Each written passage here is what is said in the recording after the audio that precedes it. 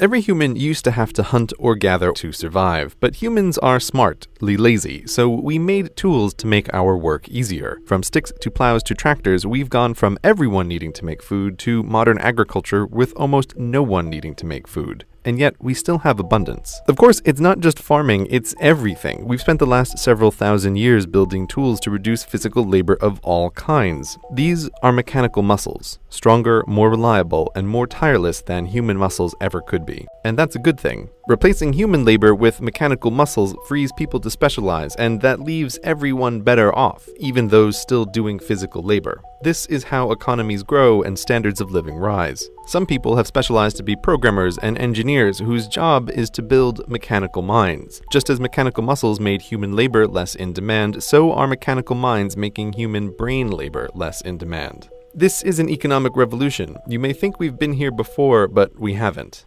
This time is different.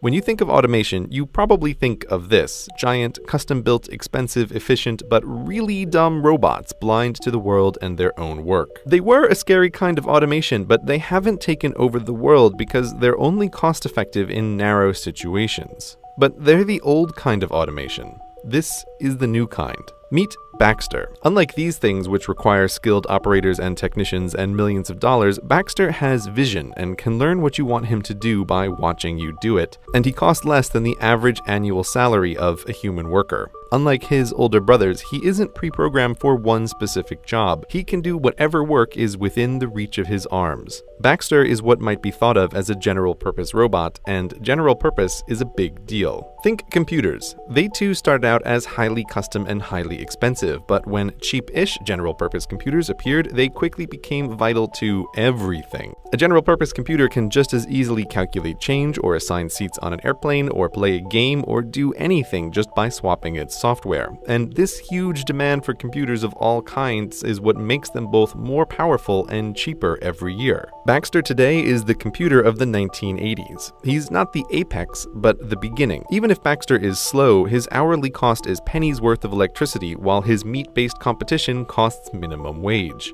A tenth the speed is still cost-effective when it's 100th the price. And while Baxter isn't as smart as some of the other things we will talk about, he's smart enough to take over many low-skilled jobs. And we've already seen how dumber robots than Baxter can replace jobs. In new supermarkets, what used to be 30 humans is now one human overseeing 30 cashier robots. Or take the hundreds of thousands of baristas employed worldwide. There's a barista robot coming for them. Sure, maybe your guy makes the double mocha whatever just perfect and you'd never trust anyone else, but millions of people don't care and just want a decent cup of coffee. Oh, and by the way, this robot is actually a giant network of robots that remembers who you are and how you like your coffee no matter where you are. Pretty convenient. We think of technological change as the fancy new expensive stuff, but the real change comes from last decade's stuff getting cheaper and faster. That's what's happening to robots now. And because their mechanical minds are capable of decision-making, they are out-competing humans for jobs in a way no pure mechanical muscle ever could.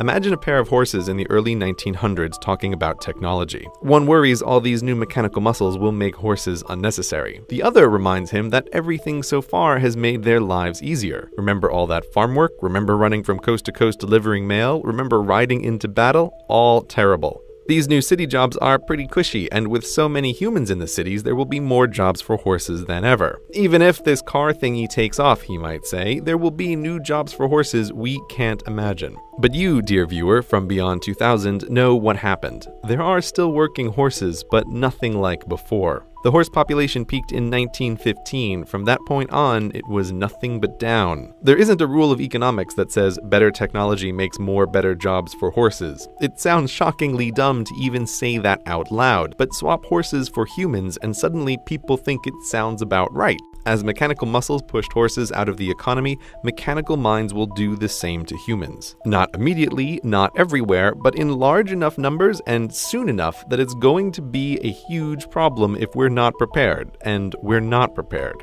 You, like the second horse, may look at the state of technology now and think it can't possibly replace your job, but technology gets better, cheaper, and faster at a rate biology can't match. Just as the car was the beginning of the end for the horse, so now does the car show us the shape of things to come.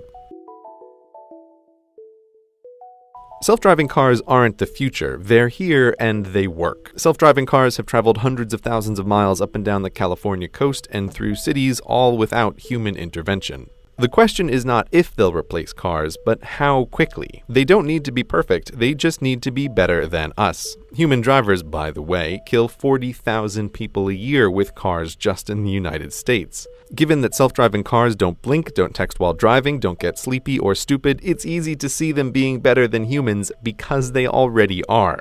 Now, to describe self-driving cars as cars at all is like calling the first cars mechanical horses. Cars in all their forms are so much more than horses that using the name limits your thinking about what they can even do. Let's call self-driving cars what they really are. Autos, the solution to the transport objects from point A to point B problem. Traditional cars happen to be human-sized to transport humans, but tiny autos can work in warehouses and gigantic autos can work in pit mines. Moving stuff around is who knows how many jobs, but the transportation industry in the United States employs about 3 million people. Extrapolating worldwide, that's something like 70 million jobs at a minimum. These jobs are over. The usual argument is that the unions will prevent it, but history is filled with workers who fought technology that would replace them, and the workers always lose. Economics always wins, and there are huge incentives across wildly diverse industries to adopt autos. For many transportation companies, humans are about a third their total costs. That's just the straight salaries. Humans sleeping in their long-haul trucks cost time and money, accidents cost money, carelessness costs money. If you think insurance companies will be against it, guess what? Their perfect driver is one who pays their small premiums and never gets into an accident. The autos are coming, and they're the first place where most people will really see the robots changing society. But there are many other places in the economy where the same thing is happening, just less visibly. So it goes with autos, so it goes for everything. It's easy to look at autos and Baxters and think technology has always gotten rid of low-skilled jobs we don't want people doing anyway. They'll get more skilled and do better educated jobs like they've always done. Even ignoring the problem of pushing 100 million additional people through higher education, white-collar work is no safe haven either. If your job is sitting in front of a screen and typing and clicking, like maybe you're supposed to be doing right now, the bots are coming for you too, buddy. Software bots are both intangible and way faster and cheaper than physical robots. Given that white-collar workers are, from a company's perspective, both more expensive and more numerous, the incentive to automate their work is greater than low-skilled work. And that's just what automation engineers are for. These are skilled programmers whose entire job is to replace your job with a software bot. You may think even the world's smartest automation engineer could never make a bot to do your job, and you may be right, but the cutting edge of programming isn't super smart programmers writing bots, it's super smart programmers writing bots that teach themselves how to do things the programmer could never teach them to do. How that works is well beyond the scope of this video, but the bottom line is there are limited ways to show a bot a bunch of stuff to do, show the bot a bunch of correctly done stuff, and it can figure out how to do the job to be done.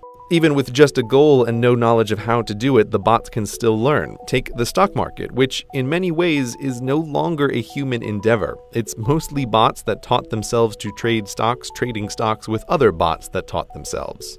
As a result, the floor of the New York Stock Exchange isn't filled with traders doing their day jobs anymore. It's largely a TV set. So bots have learned the market and bots have learned to write. If you've picked up a newspaper lately, you've probably already read a story written by a bot. There are companies that teach bots to write anything, sports stories, TPS reports, even say those quarterly reports that you write at work. Paperwork, decision-making, writing, a lot of human work falls into that category, and the demand for human mental labor in these areas is on the way down. But surely the professions are still safe from bots, yes? When you think lawyer, it's easy to think of trials, but the bulk of lawyering is actually drafting legal documents, predicting the likely outcome and impact of lawsuits, and something called discovery, which is where boxes of paperwork gets dumped on the lawyers and they need to find the pattern or the one out-of-place transaction among it all. This can be bot work. Discovery in particular is already not a human job in many law firms. Not because there isn't paperwork to go through, there's more of it than ever, but because clever research bots shift through millions of emails and memos and accounts in hours, not weeks, crushing human researchers in terms of not just cost and time, but most importantly, accuracy. Bots don't get sleepy reading through a million emails. But that's the simple stuff. IBM has a bot named Watson. You may have seen him on TV destroy humans at Jeopardy, but that was just a fun side project for him. Watson's day job is to be the best doctor in the world, to understand what people say in their own words and give back accurate diagnoses. He's already doing that at Sloan Kettering, giving guidance on lung cancer treatments. Just as autos don't need to be perfect, they just need to make fewer mistakes than humans, the same goes for doctor bots. Human doctors are by no means perfect. The frequency and severity of misdiagnoses are terrifying, and human doctors are severely limited in dealing with a human's complicated medical history. Understanding every drug and every drug's interaction with every other drug is beyond the scope of human knowability, especially when there are research robots whose whole job it is to test thousands of new drugs at a time. And human doctors can only improve through their own experiences. Doctor bots can learn from the experience of every doctor bot, can read the latest in medical research and keep track of everything that happens to all their patients worldwide and make correlations that would be impossible to find otherwise. Not all doctors will go away, but when the doctor bots are comparable to humans and they're only as far away as your phone, the need for general doctors will be less. So professionals, white-collar workers, and low-skill workers all have things to worry about from automation. But perhaps you are unfazed because you're a special creative snowflake. Well, guess what? You're not that special. Creativity may feel like magic, but it isn't. The brain is a complicated machine, perhaps the most complicated machine in the whole universe, but that hasn't stopped us from trying to simulate it. There is this notion that just as mechanical muscles allowed us to move into thinking jobs, that mechanical minds will allow us to move into creative work. But even if we assume the human mind is magically creative, it's not, but just for the sake of argument, artistic creativity isn't what the majority of jobs depend on. The number of writers and poets and directors and actors and artists who actually make a living doing their work is a tiny, tiny portion of the labor force. And given that these are professions dependent on popularity, they'll always be a very small portion of the population. There can't be such a thing as a poem and painting-based economy. Oh, by the way, this music in the background that you're listening to, it was written by a bot. Her name is Emily Howell, and she can write an infinite amount of new music all day for free.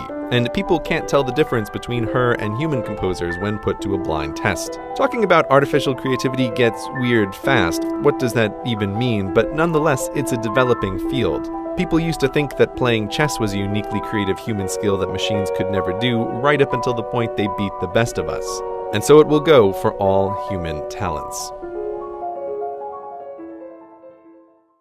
Right, this may have been a lot to take in, and you might want to reject it. It's easy to be cynical of the endless and idiotic predictions of futures that never are. So that's why it's important to emphasize again that this stuff isn't science fiction. The robots are here right now. There is a terrifying amount of working automation in labs and warehouses around the world. We have been through economic revolutions before, but the robot revolution is different.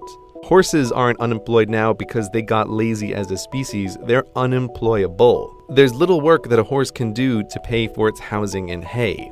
And many bright, perfectly capable humans will find themselves the new horse, unemployable through no fault of their own. But if you still think new jobs will save us, here is one final point to consider. The US Census in 1776 tracked only a few kinds of jobs. Now, there are hundreds of kinds of jobs, but the new ones are not a significant part of the labor force. Here's the list of jobs ranked by the number of people who perform them. It's a sobering list with the transportation industry at the top. Continuing downward, all of this work existed in some form 100 years ago, and almost all of them are easy targets for automation. Only when we get to number 33 on the list is there finally something new. Don't think that every barista or white-collar worker need lose their job before things are a problem. The unemployment rate during the Great Depression was 25%. The list above is 45% of the workforce. Just what we've talked about today, the stuff that already works, can push us over that number pretty soon. And given that even in our modern technological wonderland, new kinds of work aren't a significant portion of the economy, this is a big problem. This video isn't about how automation is bad, rather that automation is inevitable. It's a tool to produce abundance for little effort. We need to start thinking now about what to do when large sections of the population are unemployable through no fault of their own. What to do in a future where, for most jobs, humans need not apply.